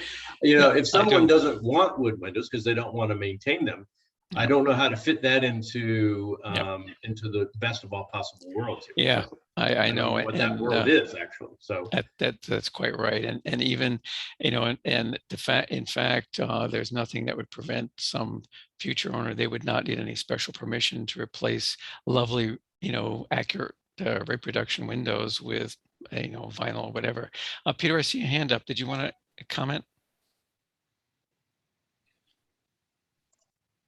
Oh, hand went down. Okay, I guess you already commented. Yeah, I totally, I hear you very much. Well, and also, an owner, there's a quote for storm windows, which are applied to the exterior. Someone has to get up on a ladder and take those down and put them up every season, I believe, and then there's no operability, there's no access to fresh air with those storm windows in place. So I don't know. I do believe that there's a real argument that an owner who occupies a house such as this, even though it's a historical vintage house, there are certain aspects of that maintenance which are going to be a burden. But here, I don't know what the commission is supposed to do in this context where we have a historical structure and we're encouraged to require owners who make these proposals to indeed restore the existing windows if they can be preserved. Yeah. I don't. Well, we certainly, we can't, how do we, let me try to answer your question. We can't legally force or require much of anything. We can certainly recommend, which we actually have done on this particular property, recommend at least at the very minimum for the front facade, wood windows and so on, so it would look authentic. Mr. Premack or the owner certainly has the option of either accommodating that or waiting out the demo delay. It usually we try to avoid that and try to kind of come to some, for lack of a better term, negotiated agreement that we can both kind of live with. I think my sense of the board from previous meetings and comments people have made is that I think a lot of us have this conflict between, on the one hand, it's just a real gem of an old property. There's not many of this vintage left. On the other hand, right, so there's that. On the other hand, it's in awful shape and really needs rehabilitation. So we have a developer here who's purchased it, is willing to, willing to quasi restore, fix it up, shall we say, within reason. It would still have, wood siding, wood trim, it would all be, correct with the exception of the material of the windows. So, is this that compromise? Maybe that's, to be honest, that's kind of where I'm tend to be leaning. That's new information for me about the buyer. So yeah, I agree. That kind of definitely puts a bit of a spin on it. So as far as formally, there is a proposed motion still on the floor. It hasn't been seconded yet. Malcolm did propose that we take a vote on whether or not to approve these plans. Is there any other discussion or a second on that? I'll second the motion, this is Peter. Okay, thank you, Peter. All right, so now there's a motion and a second, so we'll take a vote on that. So I'll take them in the same order I've been doing. So Malcolm, this is alphabetical. Your vote? Yes, move forward. Okay. Mark Syndrome? No. Okay, thank you. Christopher Fay? I'm a yes. Okay, thank you. Peter? Yes. Okay, thank you. Joe Morgan?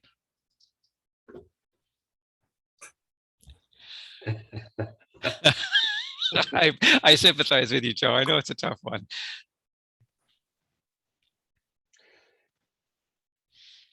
I guess I'll have to say yes. Okay, and the chair, again, somewhat reluctantly, also is a yes, mainly because I think the sense is that we do want to see the house fixed up, brought back to life, with a, and back looking like it really should. I implore, so what we'll need to do is in this decision, Mr. Premack, we will note that the color of the windows, it will be black. If you have any changes, I don't know, it sounds like, well, let me ask you this. In what you've, I know, I assume you haven't applied for an actual demolition permit yet, but when your final plans are going to need to show the extent of exactly what you plan to demolish and all that. So, so you'll need to. So this I'm going to. This approval is that the memo is included as part of the plans that specifies the materials and so forth. We've all agreed to that. The one exception there is the color black, and the other the other stipulation, which is no news to you, I'm sure, is that you'll need to submit a final plan which clearly indicates exactly what you plan to demolish and what's going to be rebuilt in its place and so forth.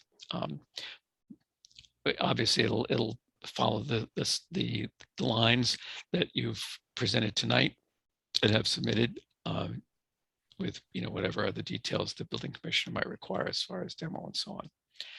Does that sound reasonable? It does, Yeah. and I'll get Caitlin a new cut sheet as soon as possible, so that you can add that to the package. Okay, and I guess one final thing, I can't require this, but it does pain me a bit to see the final windows in the front. So, I would encourage you to at least, think about if there's some reasonable cost, energy efficient treatment that at least that front could do. I know it may be cost prohibitive, and I understand that, but at least, think about it. Okay. All right. All right. Well, thank you, Mr. Premack. Appreciate you coming back. All right. Thank you, gentlemen. Okay. Good night. Good night. Okay. 64 at Liberty Street. I believe Attorney Mead will be speaking for the applicant again. This is another review. This was the property on Liberty Street where there was a relatively small addition being constructed on the back. About 1 to 2 stories, how it was described, which replaces a 1-story addition. So there's been some changes to the plan. So Attorney Mead, would you like to present what's been changed, and we can hopefully address that? Sure. Thank you, Mr. Chair. Lisa Mead, Tellerman Costa, 30 Green Street, on behalf of Eve Lee, who is the owner of 64 Liberty Street.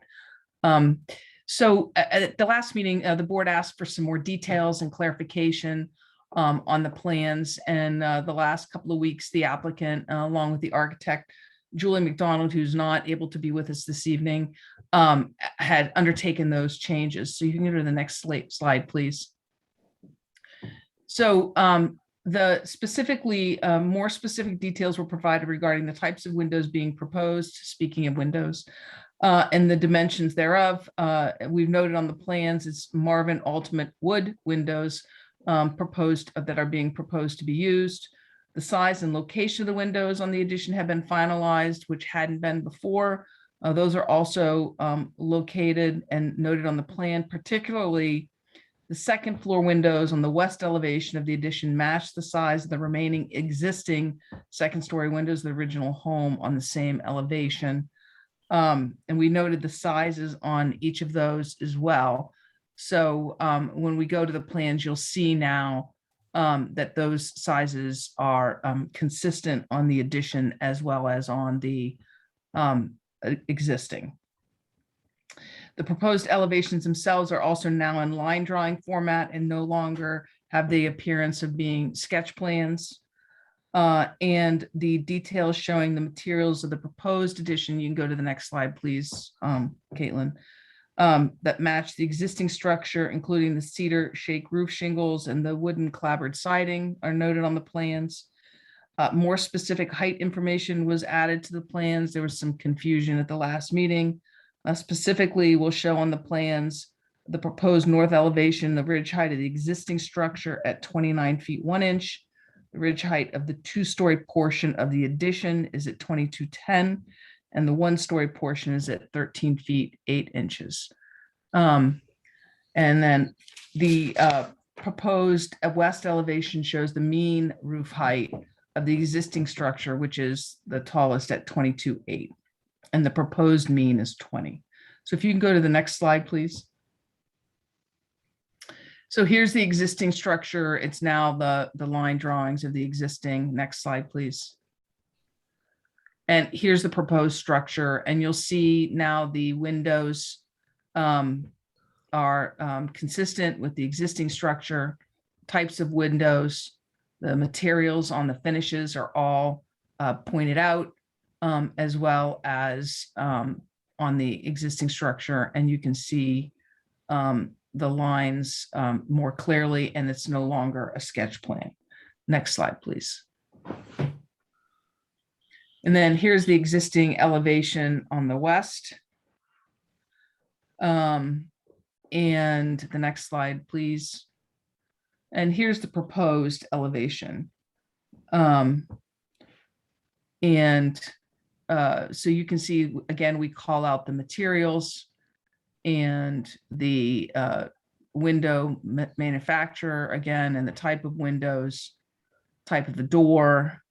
I think all of those details the board were looking for, in addition to the mean height of both proposed and existing, which clearly shows, as the chair noted, it's smaller in dimension and in height, and doesn't overwhelm the existing gambrel end of the existing structure. Next slide, please. And this is the existing south elevation and the proposed. And here's the proposed south elevation, again, noting all of the materials to be used on the addition. And the next slide, please. Pardon the interruption. Is that correct that there are no windows on that side, that That elevation? is correct. You might recall, and we have some photos I'll show you in a minute, Mr. Chair. It's very tight down there. Right. The Tushes live next door. They're supportive of the project. You note that we provided that letter of support before. But yeah, that's true. There are no windows. Yep. Next slide, please. Oh, this, and then this is the end. Nothing changes on that end. And then you can see here, Mr. Chair, how close they are. Yeah. In the with the next door neighbors. So with that, I think that the applicant addressed everything that the board had requested before, and I'm happy to take any questions.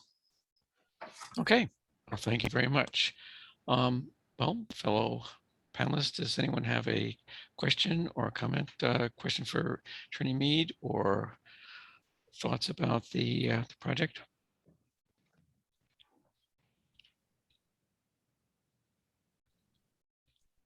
Everyone's very quiet. Well, I would agree with Attorney Mead's comment that it looks like you have done a good job of addressing the things that were brought up. I know myself, and I think Peter also was concerned about there was some mismatch among the windows, particularly on that Liberty Street side. And I know Patricia Pecknick was not here tonight, but had some questions about the height, which you've so basically it was just some dimensions that weren't there that have all been now supplied. And I'm very happy that you have done a thorough job of documenting the materials to be used and so on. That's all for the good. If no one has any comments, concerns, questions, does anyone have a motion? This would be the motion to approve this amended plan or not. I'll move that. Was that Malcolm? Yep. Okay, so there's a motion to approve this latest rendition of the plans. And I will second it. This is Joe. Okay, thank you, Joe Morgan. So your vote on that, Malcolm? Yes, I accept. Okay, Mark Sindron? Yes. Thank you, Mark. Christopher Fay? Did we lose Chris? Oh no, I don't see him on the panelists. I think yeah, Christopher, there you are. Chris, are you with us? Your vote on this? We're voting on to approve or not the 64 Liberty Street plan. Sorry. Oh, your audio is here for this real discussion. I don't remember. Hello? Yeah, your audio is kind of screwy, but so intermittently hearing you clearly. Okay. Can you hear me now? Yeah, right now we can. Okay. I don't recall this property. So You cut out right after I don't recall the property. I'm not sure. I don't know what the date is it was first discussed. Well, hello? Okay. So I don't know what date this was discussed. Yeah. Oh, okay. September Well, 23rd. yeah. Yeah. I wasn't here for that. Yeah. Well, you're legally entitled to vote if you approve or disapprove, or you can abstain. That's fine too. I think I would abstain. Okay. That's perfectly fine. Peter McNamee? Yes. Okay. Thank you. Joe Morgan? Yes. Thank you. And the chair is in the affirmative as well. So that gives 1, 2, 3, 4, 5 affirmative votes, which approves the motion. So the applicant can move on to their, whatever your next phase is. I'm not sure if you probably need some existing nonconformities and that sort of thing, but you're good to go from the standpoint of the Historic Commission. Thank you very much, Mr. Chair, and we will indeed be onward to the Zoning Board of Appeals. Yes. Okay. Thank you very much, Attorney Mead. Take care. Okay. Good night. Okay, a couple of other quick things I think we can review very briefly. One is that you might have noticed on the agenda a correspondence. That was a letter from the Mass Historical Commission about that Purchase Street restriction. 64 Purchase Street is that church, what is it? Not Presbyterian. I'm forgetting the one. This was the one that Joe Morgan Methodist, maybe? Pardon me? Is it Methodist? It could be. It's the one. It's the one. Joe might remember because I know he started helping them with this, but then they did hire an attorney to help them draft this. There was a little bit of a mix-up. Apparently, we signed off or approved of their preservation restriction. Mass Historic had given them a sort of a letter of conditional approval.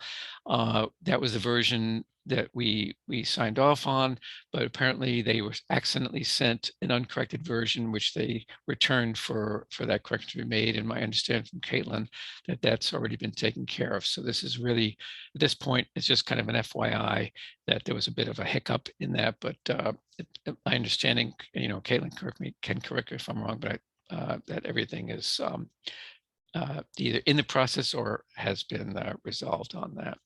But that was what that correspondence was. And as far as updates from the chair, I'll just be very brief. I have been meeting as a representative from this group with the Community Preservation Committee. In fact, we just had a meeting yesterday evening, and also the Building Subcommittee of the Newburyport Energy Advisory Committee. So I would encourage anyone on the board to think about it. Now you've had a bit more time. It kind of came suddenly last year. We were looking for the Community Preservation Committee. I think they're by ordinance required to have someone from the Historical Commission, and it's appropriate that they do. This is the committee that reviews and approves or modifies or whatever applications made for community preservation funds for various projects, and many of them do involve historic preservation or touch upon historic preservation if it's something, let's say, a park or something that abuts, that either has historical value on in its own right, or abuts historical properties and so on. So you don't need an answer right now tonight, but I would, being both chair of this committee and also on both of those, it is kind of starting to take a bit of a toll. So I think probably the Community Preservation Committee, if someone would be interested in doing that, that's a pretty light assignment. You only meet a few times a year, and it's kind of, if I almost can say it's a fun job. It's really not so bad at all. And the Building Subcommittee, we've it's been interesting. We're again, that they wanted someone from the Historical Commission, because a lot of, they're looking at ways to improve energy efficiency. And as I'm sure you're all aware, so many elderly properties and historic properties in this town, we want to be able to improve energy efficiency without sacrificing historical values and historical aspects of things. So that's been very interesting.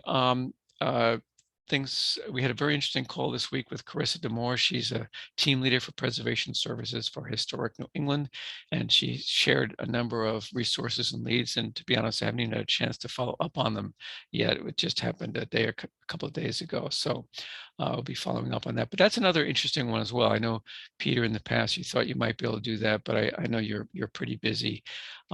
So I understand. That you had to back away from that. But if anyone has a particular interest in that, as Joe is a former architect, that might be something you might be interested in. Again, just think it over, and I'll keep doing it for the time being. And also, it's a little bit early, I suppose. It's only October, but in the beginning of the year, it will be the annual renewal or reappointment. I'm not sure what the correct word is, but you'll vote for the chair and vice chair again. So if anyone is thinking about doing that, can be happy to explain to you what the duties entail and so far, and that sort of thing, if you might be interested. And you're welcome to consider that. Okay, so that's all I have for updates from the chair. What remains is approval of the minutes. I believe it's from September 23rd, if I'm not mistaken. Hopefully you've had a chance to review those. Is there a motion to approve those? I'll make that motion. Quick question. Oops. Oh, I'm sorry. Yeah, is that Mark? Is that you? I see your hand up. Yeah, Mr. Chair, any thought about going back to a hybrid system for the meetings, or are we staying on Zoom for the well, my current, I see Andy has joined the meeting. I know he addressed that a meeting or two ago. They're looking at that. I'll summarize my understanding as to where things stand right now, and I'll let him fill in anything I might have missed or gotten wrong. And that's that they're doing some changes to the equipment to try to make a hybrid meeting run more smoothly. I know, for example, Peter, I remember had some thoughts on that, and a number of us are concerned about the difficulty and awkwardness of trying to have a hybrid meeting where some people are present, some are not. Some public commenters may or may not be present, and so on. So I think they're still trying to work out the kinks. So Andy, did you want to say anything about that? Yeah, thanks, Chair. So in summary, I think we discussed this maybe at a previous meeting, but the status is roughly where we might have last discussed this, which is that there are two things that are at issues right now. When we last discussed with chairs, vice chairs, and members of various boards, there were two concerns that were raised about going back in person thus far. There have been attempts to do hybrid meetings or meetings in person, but there are two problems right now that don't make it, I think, advisable to try to do that right now. One is the microphones are not working great. We're trying to get more microphones that are consistent with what we're hearing the school committee may have more success with. The council chambers and the equipment they've been using has not been quite as good. So the audio has created some problems for people to be able to hear each other. As the chair mentioned, some people at home, some people in the room. So in addition to making sure we have a room booked and available to us, we have to have audio that's going to work. Keep in mind that there are mask mandates right now. So in addition to not being able to hear each other very well, you're then going to be wearing masks, so you can't hear each other even worse, and you won't be able to read each other's lips during the meeting even. So that is the reason, those are the two primary reasons why we have not shifted back to a hybrid style meeting. We're efforting the next week or two to obtain the additional equipment and then do a test run of that to make sure it's working properly. The question of whether or not you want to meet knowing that you're still going to be wearing masks and that there might be still an issue on that end will be sort of up to you, but we're trying to make sure that the audio is clear and that is not a problem, because it clearly has been to date. And to me, it seems a mistake to try to rush back together and not have that working properly. I don't see that we're going to be going solely back to in-person meetings going forward. It seems that the public, has come to expect, and I think should come to expect, that we're going to maintain access for them in this manner. So we're trying to make sure that that hybrid is done seamlessly and smoothly. And there's been varied success as to how that's working. So we're just trying to make sure that we have the right equipment. And when we brought this concern up to some of the chairs about the fact that you'd be wearing masks and the audio wasn't good, the decisions were, this doesn't make a whole lot of sense to do this until those issues are resolved. Yeah, and did I understand you correctly that it sounds like it would, even if they do work out all the kinks, it would be up to the commission to decide if it wants to move to that or not?